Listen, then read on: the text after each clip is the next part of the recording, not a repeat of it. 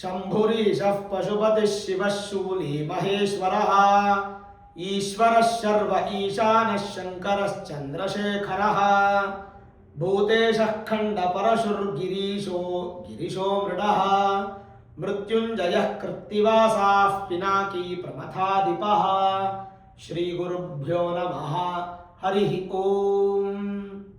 ಆತ್ಮೀಯ ಪ್ರಿಯ ಪ್ರೇಕ್ಷಕ ಮಿತ್ರರೇ, ನಿಮ್ಮೆಲ್ಲರ ಜೀವನ ಸುಖದಾಯಕ ಸಮೃದ್ಧಿದಾಯಕವಾಗಿರಲಿ ಅಂತ ನನ್ನ ಆರಾಧ್ಯ ದೇವಿ ಹೊರನಾಡು ಅನ್ನಪೂರ್ಣೇಶ್ವರಿಯ ಪಾದಗಳಿಗೆ ನಮಸ್ಕರಿಸ್ತಾ, ಪ್ರಿಯ ಪ್ರೇಕ್ಷಕ ಮಿತ್ರರೇ, 2026 ಜನವರಿ ತಿಂಗಳ ಧನುರಾಶಿಯವರ ಮಾಸ ಭವಿಷ್ಯ ಹೇಗಿದೆ ಅನ್ನುವಂಥದ್ದು ಈ ವಿಡಿಯೋ ನಾವು ನೋಡೋಣ.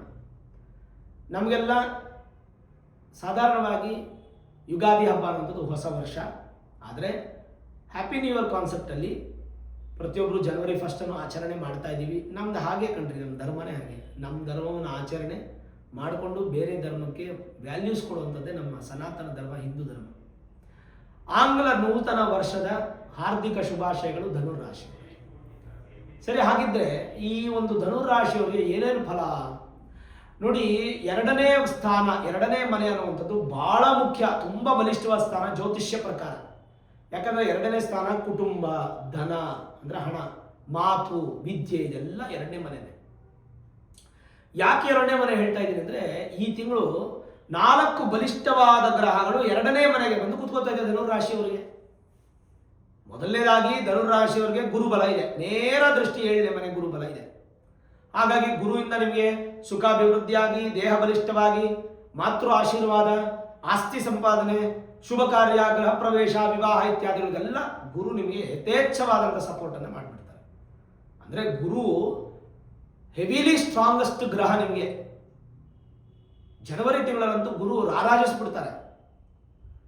ಆದರೆ ನಿಮ್ಮ ರಾಶಿಯಿಂದ 7 ಮತ್ತು 10ನೇ ಸ್ಥಾನಾಧಿಪತಿಯಾಗಿರತಕ್ಕಂಥ ಬುಧ 17ನೇ ತಾರೀಕುವರೆಗೂ ನಿಮ್ಮ ರಾಶಿಯಲ್ಲೇ ಇದ್ದು 50% ಫಲ ಕೊಡ್ತಾ ಇದ್ರೆ, 17ನೇ ತಾರೀಕು 2ನೇ ಮನೆಗೆ ಬಂದ್ಬಿಡ್ತಾರೆ.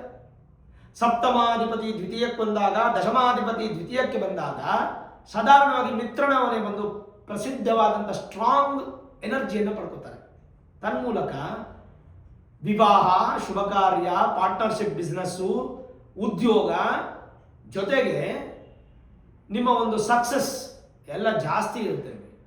17ನೇ ತಾರೀಕು ನಂತರ ಬುಧ ಅಂತೂ ತುಂಬ ಚೆನ್ನಾಗಿ ಸಪೋರ್ಟ್ ಮಾಡ್ತಾರೆ. ಅಲ್ಲಿವರೆಗೂ 50% ಸಪೋರ್ಟ್ ಮಾಡಿದ್ರೆ 17ನೇ ತಾರೀಕು ನಂತರ 100% ಸಪೋರ್ಟ್ ಮಾಡ್ತಾರೆ ಬುಧನಿಂದ ಫಲ. ಇನ್ನು ಲಾಭ ಸ್ಥಾನಾಧಿಪತಿ ಹಾಗೂ ಋಣರೋಗ ಶತ್ರು ಸ್ಥಾನಾಧಿಪತಿ ಯಾರಪ್ಪ ಅಂದರೆ ಶುಕ್ರ. ನಿಮಗೆ ಆ ಶುಕ್ರ 12ನೇ ಮನೆಯವರೆಗೂ ನಿಮ್ಮ ರಾಶಿಯಲ್ಲೇ ಇದ್ದು 12ನೇ ಮನೆಗೆ 2ನೇ ಮನೆಗೆ ಬಂದ್ಬಿಡ್ತಾರೆ. ಅಂದರೆ 12ನೇ ತಾರೀಕು 2ನೇ ಮನೆಗೆ ಬಂದ್ಬಿಡ್ತಾರೆ, ಮಿತ್ರನ ಮನೆಗೆ. ಇಷ್ಟು ದಿನ ನಿಮ್ಮ ರಾಶಿಯಲ್ಲಿದ್ದು ಸಮಬಲ 50%, ಮಿತ್ರನ ಮನೆಗೆ ಬಂದು 60% ಆಗಿಬಿಡ್ತಾರೆ. ಹಾಗಾಗಿ ಹೆಚ್ಚು ಲಾಭಗಳನ್ನು ಪಡೆಯುವಂಥ ಸ್ಥಾನಕ್ಕೆ ಅಧಿಪತಿಯಾಗಿರ್ತಕ್ಕಂಥ ಶುಕ್ರ ನಿಮಗೆ ಬಲಿಷ್ಠವಾದ, ಸಾಲ ಕಡಿಮೆ ಆಗುತ್ತೆ, ರೋಗಗಳು ಉತ್ಪತ್ತಿ ಆಗಲ್ಲ, ಶತ್ರುಗಳು ಉತ್ಪತ್ತಿ ಆಗಲ್ಲ, ಇದೆಲ್ಲ ಬ್ಯಾಲೆನ್ಸ್ ಆಗುತ್ತೆ. ಯಾಕಂದರೆ 6ನೇ ಮನೆ ಸ್ಥಾನಾಧಿಪತಿ ಕೂಡ ಶುಕ್ರನೇ. ಹಾಗಾಗಿ ಲಾಭಗಳು ಹೆಚ್ಚು ಪಡಿತೀರಾ. ಬಂದಂಥ ಲಾಭವನ್ನು ಉಳಿಸೋದಕ್ಕೆ ಪ್ರಯತ್ನ ಪಡಿ, ಖರ್ಚು ಜಾಸ್ತಿ ಮಾಡಬೇಡಿ ಧನುರಾಶಿಗಳು. ಯಾಕಂದರೆ ಗುರುಬಲ ಇರೋದ್ರಿಂದ ಅದು ಮಾಡೋಣ, ಇದು ಮಾಡೋಣ, ಇದು ಮಾಡೋಣ, ಇದು ಮಾಡೋಣ ಅಂತ ಯೋಚನೆ ಮಾಡ್ತಾ ಇರ್ತೀರ. ಬೇಡ, ಹೆಚ್ಚು ಮಾಡಿ ಖರ್ಚು ಮಾಡಿಬಿಡಿ, ಉಳಿಸ್ಕೊಳ್ಳಿ, ಮುಂದಕ್ಕೆ ಬೇಕಾಗುತ್ತೆ. ಪ್ರತಿ ತಿಂಗಳು ಚೆನ್ನಾಗೇ ಇರಲ್ಲ ಧನುರಾಶಿಯವರಿಗೆ.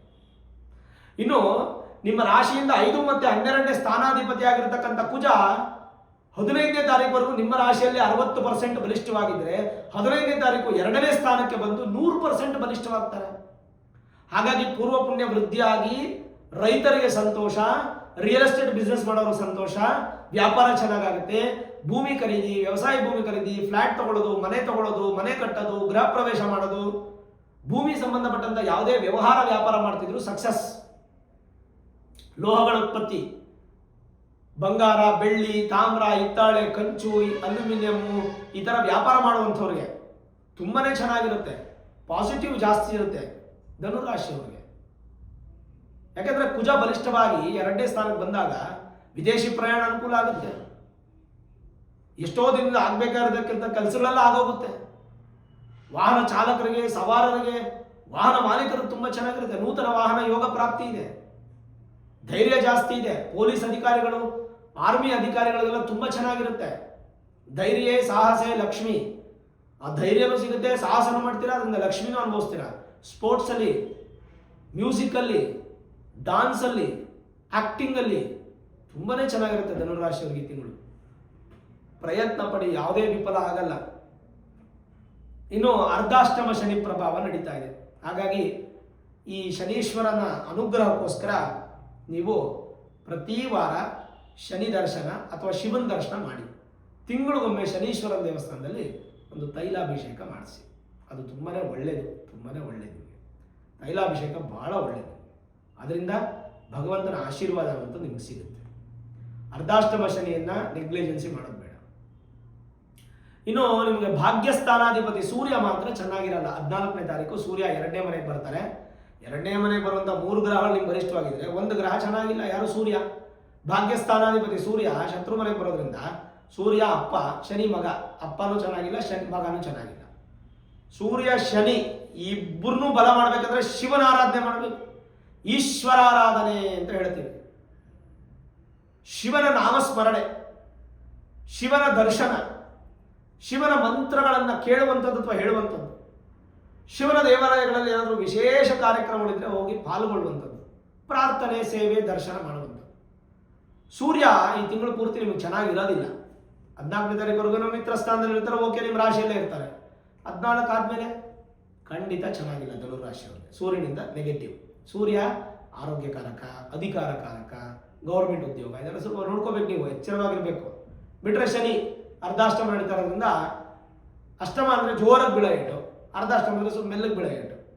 ಹಾಗಾಗಿ ಆ ಮೆಲ್ಲಗೆ ಬೀಳೋ ಏಟು ಬೇಡ ನಮಗೆ. ಸದ್ಯ ಸಾಕು, ಶನಿ ಅನುಗ್ರಹ ಸಿಕ್ಕರೆ ಸಾಕಪ್ಪ. ಏಟುಗಳು ತಿಂದಿರೋದು ಸಾಕು ನಾವು, ಇನ್ನು ಏಟು ತಿನ್ನೋ ಶಕ್ತಿ ನಮಗಿಲ್ಲ. ಹಾಗಾಗಿ ನೀವು ಶನೀಶ್ವರನ ದರ್ಶನ, ತೈಲಾಭಿಷೇಕ ಮಾಡಿಸೋದು ಒಳ್ಳೆಯದು. ಬಿಟ್ಟರೆ ಇನ್ನೇನು ಭಯ ಪಡೋಂಗಿಲ್ಲ. ಜನರಲೈಸ್ ಆಗಿ ಹೇಗಿದೆ ಅಂತ ನೋಡೋಣ. ಅದಕ್ಕೂ ಮುನ್ನ ಈ ತಿಂಗಳಲ್ಲಿ ಒಂದು 4 ವಿಶೇಷ ಇದೆ. ಏನಪ್ಪ ಅಂದರೆ 14ನೇ ತಾರೀಕು ಜನವರಿ 14 ಮಕರ ಸಂಕ್ರಾಂತಿ ಹಬ್ಬ. ಎಲ್ಲ ವೀಕ್ಷಕರಿಗೂ ಸಂಕ್ರಾಂತಿ ಹಬ್ಬದ ಹಾರ್ದಿಕ ಶುಭಾಶಯಗಳು. ಅವತ್ತೇ ಭೋಗಿ ಹಬ್ಬ ಕೂಡ ನಮಗೆ. ಧನುರ್ಮಾಸ ಪೂಜಾ ಸಮಾಪ್ತಿ ಆಗುತ್ತೆ ಅವತ್ತಿಗೆ 14. ಇನ್ನು 15 ಉತ್ತರಾಯಣ ಪುಣ್ಯಕಾಲ. ಅಂದರೆ ಶುಭ ಕಾರ್ಯಗಳು ಹೆಚ್ಚು ನಡೆಯುವಂಥದ್ದು ಉತ್ತರಾಯಣ ಪುಣ್ಯಕಾಲದಲ್ಲೇ. ಮದುವೆ, ಗೃಹ ಪ್ರವೇಶ ಇತ್ಯಾದಿಗಳೆಲ್ಲ ನಡೆಯುವಂಥದ್ದು ಜಾಸ್ತಿ. ಕುಂಭಾಭಿಷೇಕಗಳು ಸಮೇತವಾಗಿ ದೇವಾಲಯಗಳ ಆರಾಧನೆ ಕೂಡ ಉತ್ತರಾಯಣದಲ್ಲೇ ಜಾಸ್ತಿ ನಡೆಯುವುದು. ಶುಭ ಕಾರ್ಯ ಇತ್ತಂದರೆ ನಿಮ್ಮ ಮನೆಯಲ್ಲಿ ನೀವು ಮಾಡಿ. ಇನ್ನು 24ನೇ ತಾರೀಕು ಜನವರಿ ಕುಮಾರ ಷಷ್ಠಿ, ಸುಬ್ರಹ್ಮಣ್ಯನ ಆರಾಧನೆ. 25 ರಥಸಪ್ತಮಿ, ಅವತ್ತು ರಥದ ದರ್ಶನ ಮಾಡಿ ಎಕ್ಕದಿಲೆ ದೇಹದ ಮೇಲೆ ಇಟ್ಕೊಂಡು ಸ್ನಾನ ಮಾಡಿ, ತುಂಬ ಒಳ್ಳೆಯದು.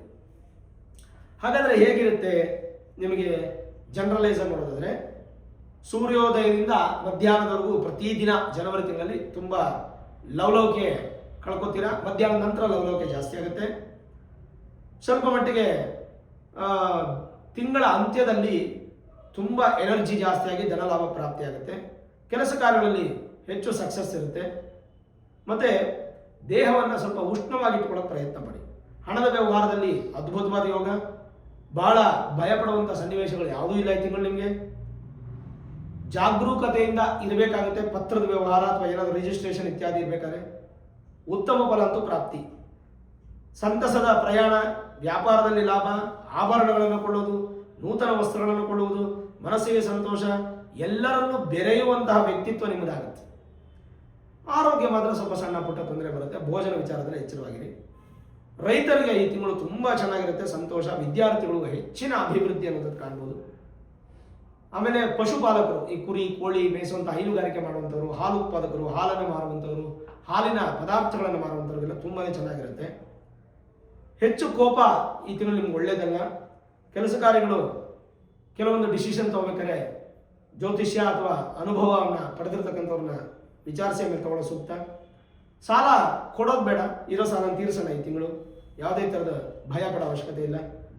ಮನೆಯನ್ನು ನವೀಕರಣ ಮಾಡೋದು, ಸ್ವಲ್ಪ ಮನೆಯನ್ನು ಬಾಗಿಲು ಕಿತ್ತಿ ಕಡೆ ಇಡು, ಕಿಟಕಿನ ಒಳ್ಳೇದು ಮಾಡು, ಪೇಂಟಿಂಗ್ ಮಾಡು, ಒಂದು ಚಿಕ್ಕ ಇನ್ನೊಂದು ರೂಮ್ ಮಾಡು ಟೆರಸಲ್ಲಿ. ಈ ಥರದ್ದೆಲ್ಲ ನಿಮಗೆ ಸ್ವಲ್ಪ ತಲೆಗೆ ಹೊಳಿತಾ ಇರುತ್ತೆ ಜಾಸ್ತಿ ಈ ತಿಂಗಳು. ಖರ್ಚು ಹೇಗೇನು ಖರ್ಚು. ನೂತನ ಹೊಸ ವಸ್ತುಗಳನ್ನು ಖರೀದಿ ಮಾಡ್ತೀರಾ. ಕುಟುಂಬ ಸಮೇತ ಎಲ್ಲಾದರೂ ಹೋಗಿ ಬರ್ತೀರಾ. ಕ್ರೀಡೆಯಿಂದ ಅಧಿಕವಾದಂಥ ಸಂತೋಷ ಮತ್ತು ಧನಲಾಭ ಪ್ರಾಪ್ತಿಯಾಗುತ್ತೆ. ಇಷ್ಟು ಕೂಡ ನಿಮಗೆ ತುಂಬ ಚೆನ್ನಾಗಿರೋದ್ರಿಂದ ಯಾವುದೇ ವಿದ್ಯೆ, ವ್ಯಾಪಾರ, ಉದ್ಯೋಗ ಇತ್ಯಾದಿ ವಿಚಾರಗಳಲ್ಲಿ ತೊಂದರೆ ಇಲ್ಲ. ಕೇವಲ ಶಿವ ಮತ್ತು ಸೂರ್ಯನನ್ನು ಆರಾಧನೆ ಮಾಡಿ. ಯಾಕಂದರೆ ಸೂರ್ಯ ಅಪ್ಪ, ಶನಿ ಮಗ, ಎರಡೂ ಚೆನ್ನಾಗಿಲ್ಲ ಈ ತಿಂಗಳು ನಿಮಗೆ ಧನುರಾಶಿಯವರಿಗೆ. ಶಿವನ ಆರಾಧನೆ ಹೆಚ್ಚು ಮಾಡಿ, ಶನಿ ದೇವಸ್ಥಾನಕ್ಕೆ ಹೋಗಿ ಬನ್ನಿ, ತೈಲಾಭಿಷೇಕ ಮಾಡಿಸಿ. ಇನ್ನೇನು ತೊಂದರೆ ಇಲ್ಲ, ಭಯಪಡೋ ಅವಶ್ಯಕತೆ ಇಲ್ಲ. ಧೈರ್ಯವಾಗಿರ್ಬೋದು. ಭಗವಂತನ ಆಶೀರ್ವಾದ, ಭಗವಂತನ ಅನುಗ್ರಹ ಅನ್ನುವಂಥದ್ದು ಹೆಚ್ಚಿನ ಸಂಖ್ಯೆಯಲ್ಲಿ ಧನುರಾಶಿಯವರಿಗೆ ಚಿಂತೆ ಮಾಡಬೇಡಿ. ದೊಡ್ಡ ಡಿಸಿಷನ್ಸ್ ತಗೋಬೇಕಾದ್ರೆ ಮೂಲ ಜಾತಕವನ್ನು ಒಮ್ಮೆ ನುರಿತ ಜ್ಯೋತಿಷ್ಯರಿಗೆ ತೋರಿಸ್ಕೊಂಡು Vedic astrology, higher astrology predictions ಅನ್ನು ಮಾಡಿಸ್ಕೊಂಡು ಏನಾದರೂ ಸುಲಭ ಪರಿಹಾರ ಇದ್ರೆ ಮಾಡ್ಕೊಳ್ಳಿ, ಖಂಡಿತ ಒಳ್ಳೆಯದಾಗುತ್ತೆ. ಇನ್ನು ವೀಕ್ಷಕರೇ, ನಾವು ಈ ಜೂನ್ 2ನೇ ತಾರೀಕು 2026ಕ್ಕೆ ಒಂದು ಗುರು ಶಾಂತಿ ಮಹಾಯಾಗ ಮಾಡ್ತಾ ಇದ್ದೀವಿ. ಗುರು ಬದಲಾವಣೆ ಆಗ್ತಾ ಇದೆ. ಮೇಷರಾಶಿಯವರಿಗೆ 3ನೇ ಮನೆಯಲ್ಲಿದ್ದಂಥ ಗುರು 4ನೇ ಮನೆಗೆ ಬಂದು ಸುಖ ಸ್ಥಾನಕ್ಕೆ ಬರ್ತಾರೆ. ಇದರ ಸಲುವಾಗಿ ಜೂನ್ 2ನೇ ತಾರೀಕು ಈ ಗುರುಶಾಂತಿ ಮಹಾಯಾಗವನ್ನು ಮಾಡ್ತಾ ಇದ್ದೀವಿ. ಈ ಯಾಗ ಬಂದು ಎಲೆಕ್ಟ್ರಾನಿಕ್ ಸಿಟಿಯಿಂದ ಹೊಸೂರು ಹೋಗುವಂಥ ರೋಡಲ್ಲಿ ಅತ್ತಿಬೆಲೆ ಅನ್ನುವಂಥ ಜಾಗದಲ್ಲಿ ನಡೆಯುತ್ತೆ. ಅದರದೊಂದು ಲೊಕೇಶನ್ ಅದೆಲ್ಲ ನಾನು ನಿಮಗೆ ಇನ್ನೊಂದು ನೆಕ್ಸ್ಟ್ ಮಂತ್ ವಿಡಿಯೋ, ಅದಕ್ಕೆ ಮಾರ್ಚ್ ಅಲ್ಲ ಏಪ್ರಿಲ್ ಅಲ್ಲೂ ನಾನು ಪಿನ್ ಪಾಯಿಂಟ್ ಮಾಡ್ತೀನಿ. ಈ ಪೂಜೆಗೆ ನೀವು ಪಾಲ್ಗೊಳ್ಬೇಕು ಅಂತಂದರೆ ಪಾಲ್ಗೊಳ್ಬೇಕು. ಯಾಕಂದರೆ ನನ್ನ ಹತ್ರನೇ ಅಂತಲ್ಲ, ನೀವು ಎಲ್ಲಾದರೂ ಮಾಡಿಸ್ಬೋದು, ಒಟ್ಟು ಮಾಡಿಸ್ಕೊಡಿ. ಈ ಪೂಜೆಗೆ ಪಾಲ್ಗೊಳ್ಬೇಕು ಅಂದರೆ ನಿಮ್ಮ ಗೋತ್ರ, ನಕ್ಷತ್ರ, ರಾಶಿ, ಹೆಸರು, ಪಿನ್ ಕೋಡ್ ಸಮೇತವಾಗಿ ಪೋಸ್ಟಲ್ ಅಡ್ರೆಸ್ಸನ್ನು ನೀವು ವಿಶೇಷವಾಗಿ ನಾನೊಂದು ನಂಬರನ್ನು ಹೇಳ್ತೀನಿ, 8431384001. ಈ ನಂಬರ್ಗೆ ಫೋನ್ ಮಾಡಿ ನೀವು ರಿಜಿಸ್ಟ್ರೇಷನ್ ಪ್ರಾಸೆಸನ್ನು ಕಂಪ್ಲೀಟ್ ಮಾಡಿಕೊಂಡು ಬುಕ್ ಮಾಡಿಕೊಂಡ್ರೆ ವಿಶೇಷವಾಗಿ ನಿಮ್ಮ ಹೆಸರಲ್ಲಿ ಈ ಒಂದು ಗುರುಶಾಂತಿ ಮಹಾಯಾಗ ನಡೆಯುತ್ತೆ.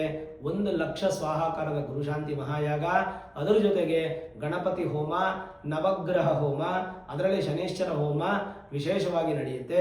ಮೃತ್ಯುಂಜಯ ಹೋಮ, ಆಯುಷ್ಯ ಹೋಮ, ನಕ್ಷತ್ರ ಹೋಮ, ಮಧು ಮಿಶ್ರಿತ ಕಮಲ ಪುಷ್ಪ ಶ್ರೀ ಸೂಕ್ತ ಮಹಾಲಕ್ಷ್ಮಿ ಹೋಮವನ್ನು ಮಾಡಲಾಗುತ್ತೆ. ಈ ಹೋಮಕ್ಕೆ ನೀವು ಪಾಲ್ಗೊಳ್ಬೇಕು ಅಂತಂದರೆ 1,001 ರೂಪಾಯಿ ನೀವು ಅಮೌಂಟನ್ನು ಪೇ ಮಾಡಬೇಕಾಗುತ್ತೆ ಒಬ್ಬರಿಗೆ. ಕರುಂಗಲಿ ಮಾಲೆ ಅನ್ನುವಂಥದ್ದು ನಿಮಗೆ ಪೂಜೆಲಿಟ್ಟು ಪ್ರಸಾದ ಮನೆಗೆ ಬಂದು ತಲುಪುತ್ತೆ. ಅದಕ್ಕೆ ಪೋಸ್ಟಲ್ ಅಡ್ರೆಸ್ ಸಮೇತವಾಗಿ ಪಿನ್ ಕೋಡ್ ಸಮೇತವಾಗಿ ನೀವು ಕಳಿಸ್ಕೊಡ್ಬೇಕು. ಹೋದ್ಸಲ ನಾವು ಸಿಕ್ಕಾಪಟ್ಟೆ ಜಾಸ್ತಿ ಆಗೋಯ್ತು, ಲಾಸ್ಟಲ್ಲಿ ರಿಜಿಸ್ಟ್ರೇಷನ್ ಜಾಸ್ತಿ ಆಗಿ 100 ಜನಕ್ಕೆ ನಾವು ಪ್ರಸಾದವನ್ನು ಕಳಿಸೋಕ್ಕಾಗಲಿಲ್ಲ. ಭಾಳ ಶ್ರಮ ಆಗ್ಬಿಡ್ತು, ಸ್ವಲ್ಪ ತೊಂದರೆಗಳಾಗ್ಬಿಡ್ತು. ಈ ಸಲ ಆ ಥರ ಆಗಬಾರ್ದು ಅಂತ ಕೇವಲ 1,001 ಜನಕ್ಕೆ ಮಾತ್ರ ಅವಕಾಶ ಕೊಟ್ಟಿದ್ದೀವಿ. ಆ 1,001 ಜನಕ್ಕೆ ಮಾತ್ರ ರಿಜಿಸ್ಟ್ರೇಷನು, ಅದಾದಮೇಲೆ ರಿಜಿಸ್ಟ್ರೇಷನ್ ಸ್ಟಾಪ್ ಆಗೋಗುತ್ತೆ. ರಿಜಿಸ್ಟ್ರೇಷನ್ ನಿಮ್ಗೆ ಮಾಡಿಸ್ಕೊಳ್ಳೋಕ್ಕಾಗಿಲ್ಲ ಅಂದರೂ ಕೂಡ ನೇರವಾಗಿ ಬಂದು ಸ್ವಾಮಿ ದರ್ಶನ ಮಾಡಿ, ರಾಜರಾಜೇಶ್ವರಿ ಅಮ್ಮನವರು, ಆಂಜನೇಯ ಸ್ವಾಮಿ, ಶನೇಶ್ವರ ಮಹಾಕ್ಷೇತ್ರ ಅಲ್ಲಿ ಬಂದು ದರ್ಶನ ಮಾಡಿ ಪ್ರಸಾದ ಸ್ವೀಕಾರ ಮಾಡಿ ಊಟ ಮಾಡಿಕೊಂಡು ನೀವು ಹೋಗ್ಬೋದು. ನೀವು ನಿಮ್ಮ ಮನೆಯವರು, ಕುಟುಂಬ ಪರಿವಾರ, ಬಂಧುಗಳು, ಮಿತ್ರರು ಎಲ್ಲರನ್ನೂ ಕರ್ಕೊಂಡು ಬರ್ಬೋದು. ಅದಕ್ಕೆಲ್ಲ ಯಾವುದೇ ರೆಸ್ಟ್ರಿಕ್ಷನ್ಸ್ ಇಲ್ಲ. ಲೋಕ ಕಲ್ಯಾಣಾರ್ಥವಾಗಿ ಮಾಡ್ತಾ ಇರ್ತಕ್ಕಂಥ ಈ ಮಹಾಯಾಗ, ಇದಕ್ಕೆ ಖಂಡಿತ ಪಾಲ್ಗೊಳ್ಳಿ. ಶಿವಗುರು ಸಂಕೇತವಾಗಿರ್ತಕ್ಕಂಥ ಕರುಂಗಲಿ ಮಾಲೆ ನಿಮ್ಮ ಮನೆಗೆ ಪ್ರಸಾದ ಬರುತ್ತೆ. ಅದನ್ನು ನೀವು ಕತ್ತಿಗೆ ಹಾಕೊಳ್ಳೋದ್ರಿಂದ ನೆಗೆಟಿವ್ ದೂರ ಆಗಿ ಪಾಸಿಟಿವ್ ಅನ್ನೋದು ಇನ್ಕ್ರೀಸ್ ಆಗಿ ಒಂದು ಒಳ್ಳೆ ಪ್ಲಸ್ ಪಾಯಿಂಟ್ ಆದಂಥ ಜೀವನ ನಿಮಗೆ ಪ್ರಾಪ್ತಿಯಾಗುತ್ತೆ. ಓವರಾಲ್ ನೋಡಿದಾಗ ಈ ಒಂದು ಗುರುಶಾಂತಿ ಮಹಾಯಾಗಕ್ಕೆ ಕೇವಲ 1,001 ಜನಕ್ಕೆ ಮಾತ್ರ ರಿಜಿಸ್ಟ್ರೇಷನ್ ಓಪನ್ ಆಗಿರುತ್ತೆ. 1,001 ರೂಪಾಯಿ ಮಾತ್ರ ಇದಕ್ಕೆ ಇರುತ್ತೆ. ಆ ಥರ ನೀವು ರಿಜಿಸ್ಟ್ರೇಷನ್ ಮಾಡಿಕೊಂಡು ಪೂಜೆಗೆ ಬಂದು ಯಾಗವನ್ನು ದರ್ಶನ ಮಾಡಬಹುದು. ಈ ವಿಡಿಯೋ ಇಷ್ಟ ಆಗಿದ್ರೆ ಲೈಕ್ ಮಾಡಿ, ಶೇರ್ ಮಾಡಿ, ಮುಖ್ಯವಾಗಿ ನಮ್ಮ ಚಾನಲ್ಗೆ ಸಬ್ಸ್ಕ್ರೈಬ್ ಮಾಡಿ, ಬೆಲ್ ಐಕಾನನ್ನು ಪ್ರೆಸ್ ಮಾಡಿ. ಪ್ರತಿನಿತ್ಯ ನಾನು ಪೂಜೆ ಮಾಡುವಂತಹ ನನ್ನ ಆರಾಧ್ಯ ದೇವಿ ಹೊರನಾಡು ಅನ್ನಪೂರ್ಣೇಶ್ವರಿಯ ಆಶೀರ್ವಾದ ಅನುಗ್ರಹ ಸದಾಕಾಲ ಮತ್ತೊಮ್ಮೆ ನಿಮ್ಗೆ ಸಿಗಲಿ ಅಂತ ಪ್ರಾರ್ಥನೆ ಮಾಡ್ತಾ, ಸರ್ವೇ ಜನಾಃ ಸುಖಿನೋ ಭವಂತು, ಸಮಸ್ತ ಸನ್ಮಂಗಳಾನಿ ಭವಂತು.